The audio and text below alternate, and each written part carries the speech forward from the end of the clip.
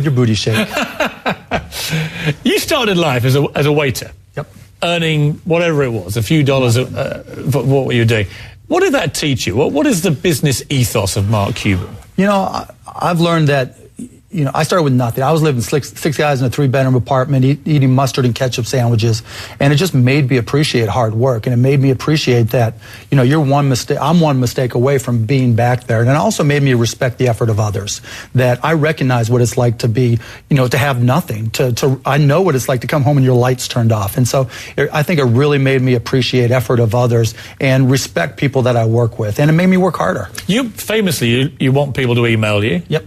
Can they email you if they watch this? Mark@hd.net. And you're happy for people to have that email? Yeah, I mean, look. How quickly do you respond normally? Well, I read them first because I'm quicker to hit the delete key than I am to respond. Right, so you have a great little theory about which kind of email you like responding to. Talk me through that. Well, I mean, if it's something that's legitimate, so if you have a business idea. What are the illegitimate ones? When do you immediately delete? You hit the immediately they start with a sob story. You know, I flunked out of school, and if you start with a sob story, forget it, right? If you start off and said, you know, I would be rich, but somebody stole my idea. Delete key. If you start off with, I've been doing my homework, and here's the things that I've been able to accomplish, and I've been working my butt off in this idea, and here's where I think it can go, all within 2 paragraphs, I'm going to read it. And if I agree with it, I'm going to respond. I've literally invested millions of dollars in people who have presented businesses to me who I've never met.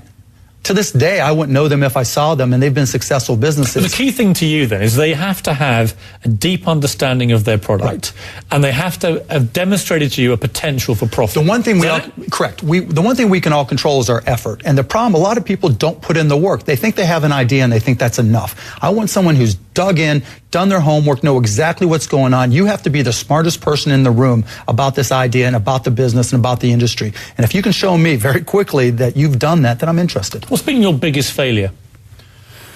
Oh my goodness, so many. I tried selling powdered milk. You know, I sold things door to door, you know, professionally. You know, when I had broadcast.com, there's a thing called the Digital Millennium Copyright Act that I didn't fight, that just killed the online music industry. But, you know, I've been, you know, really fortunate. I've made my mistakes, little mistakes, and my wins, big wins. Well, you describe yourself as a very lucky, and we won't repeat the rest of the sentence, but a very lucky man. Yep. Let's leave it at that. But luck isn't all of it. It's not all part of the Mark Cuban story. It seems to me, from what I know about you, chilling self-belief and self-confidence is very important. Yeah.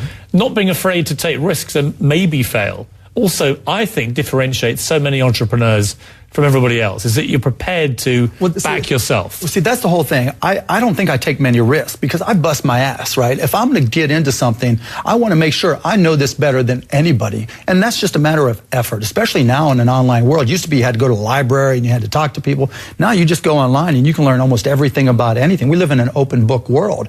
And so it's just a question of effort. And if you're not willing to put in the effort, if you're not willing to commit everything, why would I invest in you? I'm going to take a little break. When we come back, I want you to unload merry hell